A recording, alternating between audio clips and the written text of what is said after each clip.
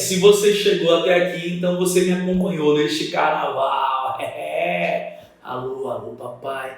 Alô, mamãe. Põe a vitrola pra tocar. Pode soltar foguetes que eu passei no vestibular. Precisa de esforço. Quarta-feira Santa. A cidade nativa correta a bola da vez é a dona Clarice Lispector, uma das expressões mais representativas da literatura nacional, grande escritora moderna da terceira fase. As escolhas, portanto, no material foram escolhas que consideram a expressividade desses autores e autoras e o índice de cobranças nos vestibulares, tá? Pois bem, Clarice Lispector, Felicidade Clandestina, um livro de contos, vamos lá. Autora intimista, sua prosa é uma prosa poética, fortemente lírica, linguagem fortemente inventiva, poética, sentimental e emotiva, cheia de figuras de linguagem. Então, realmente, uma autora diferenciada. Eu gostava de ser chamada de sentidora, porque o importante para ela era o compartilhamento de sentimentos. Chegando em casa, não comecei a ler. Fingia que não tinha, só para depois ter o susto de o ter. Horas depois, abriu. Li algumas linhas maravilhosas, fechei de novo, fui passear pela casa, adiei ainda mais em comer pão com manteiga. Fingi que não sabia onde guardava o livro, achava-o, abria-o por alguns instantes. Criava as mais falsas dificuldades para aquela coisa clandestina que era a felicidade. A felicidade sempre ia ser clandestina para mim. Parece que eu já pressentia como demorei. Eu vivi no ar. Havia orgulho e pudor em mim. Eu era uma rainha delicada. Às vezes sentava-me na rede, balançando-me com o livro aberto no colo sem tocá-lo, em êxtase puríssimo. Não era mais uma menina com um livro. Era uma mulher com o seu amante. Muito bacana. O conto Felicidade Clandestina, que é um conto homônimo, ou seja, o mesmo nome do livro de contos, é autobiográfico. Tá? A Clarice Lispector, de fato, ela passou por isso, ela relata em diversos momentos que aos 15 anos, morando em Recife, lendo as Reinações de Narizinho, ela se viu escritora, né? Então despertou o prazer pela leitura.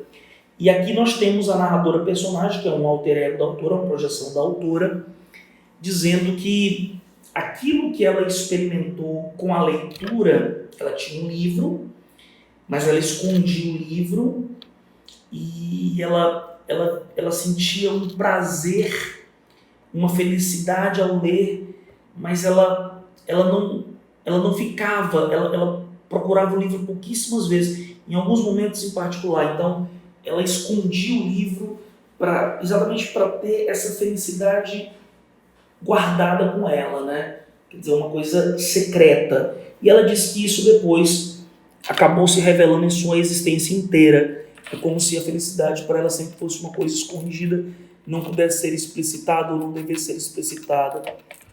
Pois bem, letra A. Como demarcado na frase final da narrativa, não era mais uma menina com um livro, era uma mulher com seu amante. A narradora é uma menina que relembra um momento de sua infância. A narradora não é uma menina, a narradora é uma adulta, é uma mulher que está relembrando a sua infância. A felicidade clandestina está associada ao fato de que a personagem rouba o livro da livraria. Não é isso não. Não tem roubo nenhum não. Tá? Na frase, a felicidade sempre ia ser clandestina para mim. Percebe-se que a narração se fixa apenas no passado. Não, é para sempre, né? A felicidade sempre. Então não é uma situação circunstancial. Foi naquele momento e se revela até hoje. A personagem é uma mulher que se recorda de seu amante. Não se recorda de seu amante, se recorda de um amor que ela tinha pela leitura, né? O adiamento proposital da leitura do livro está associado a ambos os tipos, felicidade clandestina, tortura e glória. Seguramente, o adiamento, a felicidade dela estava guardada ali, então ela ficava adiando, e ao mesmo tempo isso gerava um certo sofrimento nela, porque o momento bom era quando ela lia, né? Só que essa coisa que estava guardada lá, essa felicidade guardada lá, clandestina e adiada, era uma felicidade, então acabava gerando uma glória. A resposta, portanto, letra E. Valeu, galera!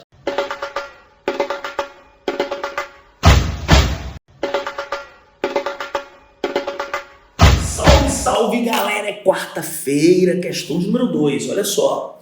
O texto acima reproduz um trecho do conto Laços de Família, de Clarice Lispector, a Cintilora, retratando um momento peculiar, particular, que se repete na obra da autora.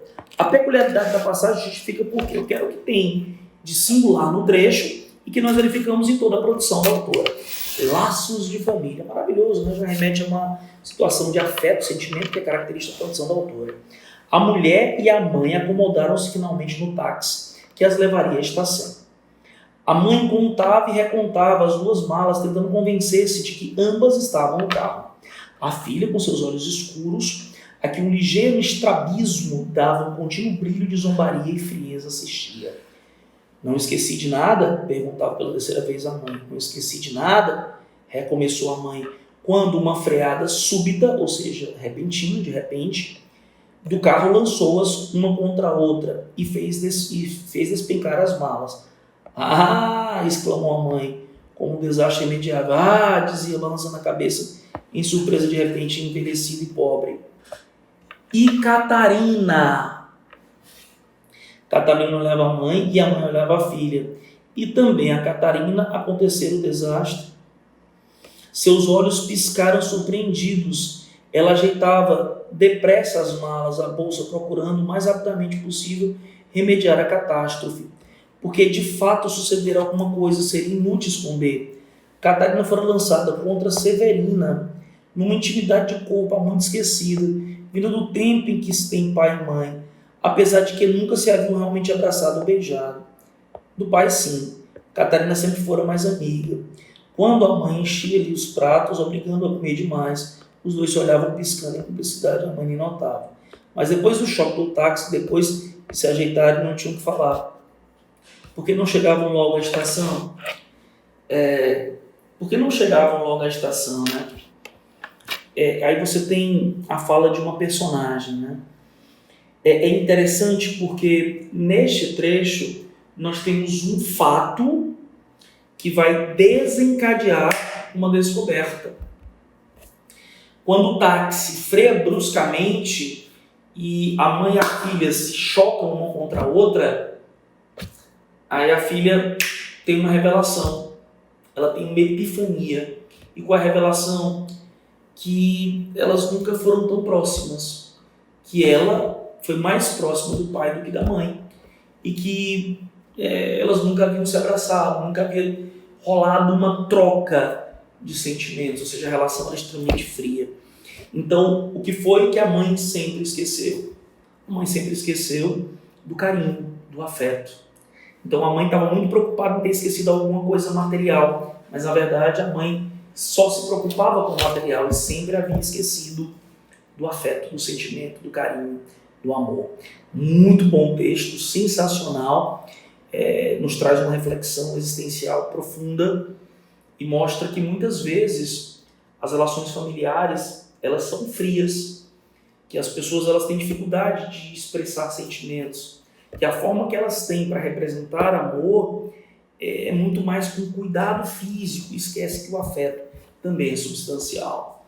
Então, a peculiaridade é a epifania da personagem Catarina, que lhe faz perceber que a relação com a mãe nunca foi uma relação amistosa ou afetuosa. Ocorre um posicionamento feminista, representado no trecho acima pela comparação entre... Não. O número de personagens é reduzido, permitindo que as características psicológicas de Catarina e Severina, por exemplo, sejam minuciosamente descritas.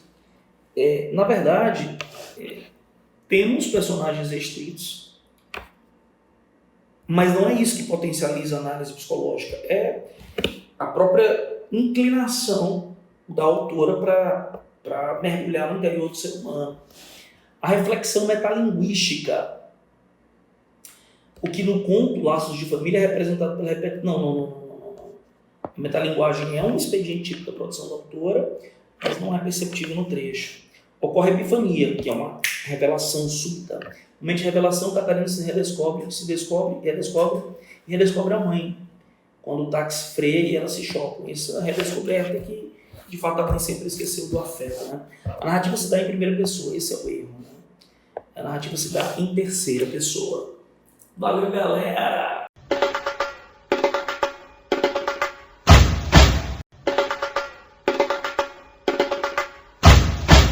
Salve, salve galera! É quarta-feira de cinzas. Chegamos ao item de número 3, um item do Enem, muito interessante.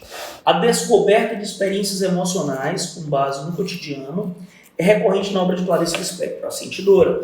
No fragmento, o narrador enfatiza, eu quero que ele enfatize, eu não quero que ele aborda, não. Eu quero o foco.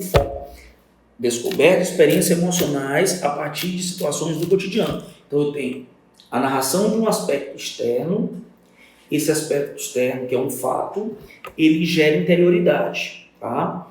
E eu preciso saber qual é o foco do narrador, o que é que ele enfatiza. A partida de trem. Marcava 6 horas da manhã, Ângela Praline pegou o táxi e pegou sua pequena valise. Necessário. Dona Maria Rita de Alvarenga Chagas de Souza Melo desceu do Opala da filha e encaminharam-se para os trilhos. A velha, bem vestida e com joias, é possível perceber que Ângela pega um táxi. Dona Maria Rita de Alvarenga Chagas de Souza Melo, ela desceu do carro da filha, então a condição financeira dessas mulheres é diferente. Além do nome dessa mulher, nome imenso, né? Lembra muito uma dimensão nobre, né? A mulher bem vestida usava joias, isso então, são outros elementos que evidenciam a condição social. Das rugas que a disfarçavam saía a pura forma de um nariz perdido na idade idosa e de uma boca que outrora devia ter sido cheia e sensível. Agora é uma boca murcha. Mas que importava para quem? Aqui discurso indireto livre, porque o narrador fala pela personagem. Chega-se a um certo ponto que foi não importa. Começa uma nova raça, uma velha não pode comunicar-se. Quem pensa assim é a sociedade, que coloca isso para Dona Maria Rita Alvarenga Chagas Souza Melo, e ela fica ressentida, evidentemente. Recebeu o beijo gelado de sua filha, isso evidencia uma postura de total esquecimento em relação à figura da mãe, né, de abandono, que foi embora antes do trem partir. Ajudaram antes de subir no vagão, sem que Neste houvesse no centro. Elas se colocaram de lado. Quando o locomotivo se pôs em movimento, surpreendeu-se um pouco. Não esperava que o trem seguisse na direção e sentasse de costas para o caminho. Ângela, Praline, percebeu o movimento e perguntou: a senhora deseja trocar de lugar comigo? Dona Maria Rita se espantou com a delicadeza. Por quê? Porque ela estava acostumada a ser maltratada pelo fato de ser uma idosa. Qual é o foco aqui? Qual é o foco? O foco é etarismo. É uma postura de violência contra a pessoa idosa. Passou a mão sobre o camafeu filinado de ouro, espetado no peito, passou a mão pelo broche, seco, ofendida, perguntou afinal a Ângela Praline: é por causa de mim que a senhora deseja trocar de lugar? Esse espanto dela é porque ela não estava acostumada a ser bem tratada. Ela estava acostumada a ser rejeitada. Veja que a filha a levou para pegar o trem, mas não esperou. E deu um beijo frio, ou seja, a filha não deu aquele beijo por sentimento, não foi movida por sentimento. Foi pura e simplesmente por uma obrigação. Então é possível perceber que o texto ele foca sobretudo numa condição de cancelamento à pessoa idosa por conta da sua idade. Pois bem, enfatiza o comportamento vaidoso de mulheres em uma condição social privilegiada? Não, embora seja presente. A anulação das diferenças sociais no espaço público de uma estação não tem anulação. Elas continuam sendo diferentes, uma humilde e outra rica. A incompatibilidade psicológica entre mulheres, não tem incompatibilidade psicológica, não. Há uma identificação, como há uma postura de alteridade por parte da mulher pobre, mais jovem, em relação à mulher rica e mais idosa, há uma compatibilidade, há uma identificação. Constrangimento de aproximação formal de pessoas desconhecidas, não tem, não. Na verdade, o que gera espanto não é um constrangimento porque são desconhecidas, é porque aquela senhora nunca estava sendo bem tratada pelas pessoas por conta da sua idade. Sentimento de solidão alimentado pelo processo de envelhecimento. Essa é a resposta. Valeu!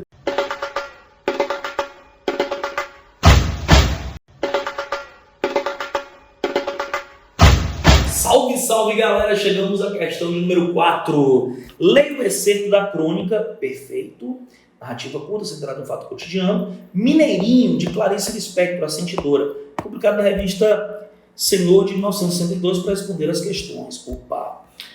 O tom predominante do texto é de... Bem, como as alternativas são curtas, então compensa olhar para elas. O que é resignação? É uma pessoa conformada. O que é ironia? É uma pessoa que faz uma crítica sutil. O que é melancolia? Tristeza. É uma pessoa triste. Indignação? Revolta. É uma pessoa revoltada. Luto é pesar. É quando alguém fica triste por uma situação específica, que é a morte do outro, né? Pois bem, vamos lá, né? Suponho que em mim, como um dos representantes de nós, que devo procurar porque está doendo a morte de um facínora. E porque é que mais me adianta contar os 13 tiros que mataram Mineirinho do que os seus crimes. Perguntei a minha cozinheira o que pensava sobre o assunto. Vi o seu rosto a pequena compunção de um conflito, o mal-estar de não entender o que sente, o de precisar atrair sensações contraditórias, por não saber como harmonizá-los. Fatos irredutíveis, mas revolta irredutível também, a violenta compaixão da revolta. Senti-se dividido na própria perplexidade diante de não poder esquecer que Mineirinho era perigoso e já matara demais. E, no entanto, nós o queríamos vivo. A cozinheira se fechou um pouco, vendo talvez como uma justiça que se vinga, com alguma raiva de mim, que estava mexendo na sua alma, respondeu fria. O que eu sinto não serve para se dizer. Quem não sabe que Mineirinho era criminoso, mas tenho certeza de que ele se salvou e já entrou no céu. Respondi-lhe que mais do que muita gente que não matou. Por quê? No entanto, a primeira lei, a que protege corpo e vida insubstituíveis, é de que não matarás. Ela é a minha maior garantia. Assim, não me matam, porque eu não quero morrer, e assim não me deixam matar, porque ter matado será escuridão para mim. Esta é a lei. Mas há alguma coisa que se me faz ouvir o primeiro e o segundo tiro, com um alívio de segurança, no terceiro me deixa alerta, no quarto desassossegada. O quinto e o sexto me cobrem de vergonha, e o sétimo e oitavo eu ouço com o coração batendo de horror. No nono e no 10º minha boca está trêmula, no 11º digo em espanto o nome de Deus, no 12º chamo meu irmão, no 13º tiro me assassina, porque eu sou o outro, porque eu quero ser o outro. Essa justiça que vela meu sono, eu a repudio, humilhada por precisar dela. Enquanto isso durmo e falsamente me salvo. Nós, os sons essenciais, para que a minha casa funcione, exijo de mim, como primeiro dever, que eu seja sonsa, que eu não exerça a minha revolta e o meu amor guardados.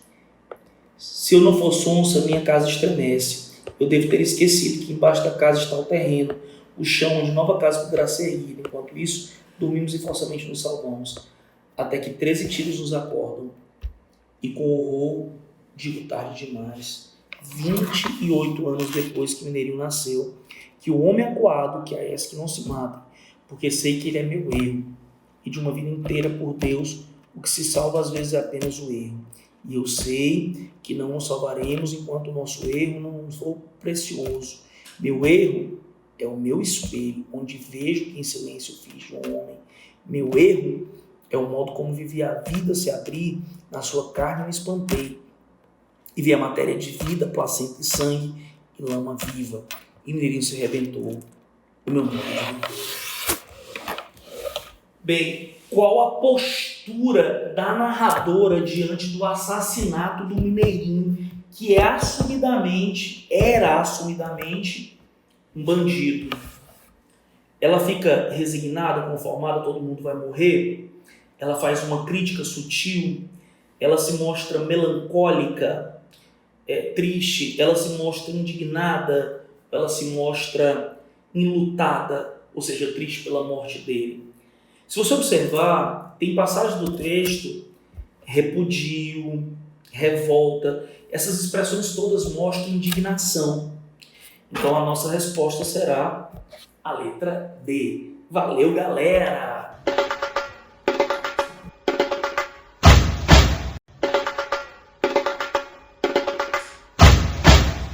Salve, salve, galera! Tal qual um soneto clássico, terminamos com chave de ouro, questão do Enem, muito legal. A elaboração de uma voz narrativa peculiar, particular, acompanha a trajetória literária de Clarice Lispector. Seguramente, por quê? Porque sua prosa é intimista, sentimental, subjetiva, porque sua prosa tem mais interior que exterior, sua prosa tem epifania, sua prosa tem monólogo interior, sua prosa tem fluxo de consciência, uma linguagem fortemente poética. É possível perceber que a autora instaura na literatura brasileira uma forma própria de construção, combinada com a obra da Estrela, que é a obra-prima, né? Ano de morte da escritora, 77. Nesse fragmento nota-se a peculiaridade porque o narrador, vamos focar no narrador. Tudo no mundo começou com um sim, uma molécula disse sim, outra molécula, nasceu a vida. Mas antes da pré-história havia a pré-história da pré-história, havia o nunca, havia o sim, sempre houve, não sei o quê, mas sempre o universo jamais começou. No primeiro parágrafo nós temos uma narração em primeira pessoa que narra o personagem. Esse narrador personagem faz uma reflexão filosófica existencial. Enquanto eu tiver perguntas e não houver resposta, continuarei escrevendo da linguagem. Como começar pelo início, as coisas acontecem antes de acontecer? Se antes da pré-história já havia mundos apocalípticos, se essa história não existe, passará a existir. Pensar é um ato, sentir é um fato. Os dois juntos sou eu que escrevo o que estou escrevendo. Felicidade? Nunca vi palavra mais doida inventada por uma nordestina que anda por aí aos montes. Como eu ia dizer agora, esta história se apresenta de uma visão gradual. Há 2 anos e meio, venho aos poucos descobrindo os porquês. A visão da iminência de que, quem sabe se mais tarde saberei, como que estou escrevendo na mesma hora que estou sendo lido. Só não inicio pelo fim que justificaria o começo, uma morte parece ser sobre a vida, porque preciso registrar os fatos antecedentes. Bem, se no primeiro parágrafo, o que singulariza a voz narrativa, que é uma voz subjetiva em primeira pessoa, é o tom filosófico, no segundo parágrafo, o que singulariza é a dimensão metalinguística. Então, o que nós temos fundamentalmente no trecho, que é típico da produção da autora, a carga intimista, pessoal, subjetiva e existencial, e a dimensão metalinguística. Letra A, observa os acontecimentos que narram sobre um ódio distante. Por isso, a primeira pessoa não é distante, é próximo. Relata a história sem ter tido a preocupação de investigar os motivos que levaram os eventos que compõem. Está louco? Disse categoricamente no final do segundo parágrafo que esse texto é resultado de uma observação gradual. Revela-se um sujeito que reflete sobre questões existenciais, filosóficas, e sobre a construção do discurso, perfeitamente, metalinguagem. Admite a dificuldade de escrever uma história em razão da complexidade para escolher as palavras. Não é por isso. É por não saber por onde começar, tendo em vista que mesmo antes do princípio da história já existia alguma coisa anterior. Propõe-se a discutir questões de natureza filosófica, sim, e metafísica, sim, incomuns na narrativa de ficção. É errado. Isso é comum. O existencialismo é algo muito comum na narrativa de ficção. Portanto, a resposta é a letra C. Se liga, galera. Foi um enorme prazer. Tá? Esse projeto, o Carnaval com o Mestre, né? É um projeto arrojado que é feito para você que acredita. Para você que acredita que é possível chegar mais longe. Então, para deixar claro aqui, nós fizemos um trabalho sério, comprometido, com listas de exercícios racionais que te dão a possibilidade de aprofundar informações sobre análise linguística e análise literária. E este material, ele é bacana porque você pode ter preenchido ao longo desses dias de feriado, mas também porque você pode rever novamente, né? E aí, na lista 1, do sábado de carnaval, foquei em figuras de linguagem. Na lista 2, do domingo de carnaval, eu foquei na análise de textos poéticos, priorizando os autores pós-modernos ou contemporâneos. Na segunda gorda, na segunda de carnaval, eu foquei no Machado de Assis, na produção realista. Já na terça-feira gorda, foquei no Lima Barreto, produção pré-modernista. E por último, eu coloquei em evidência uma das escrituras mais importantes da literatura nacional de todos os tempos, a modernista terceira fase, Clarice Lispector. Fica com Deus e até a próxima. Logo, logo em projeto novo aí, uma lista santa. Valeu, galera!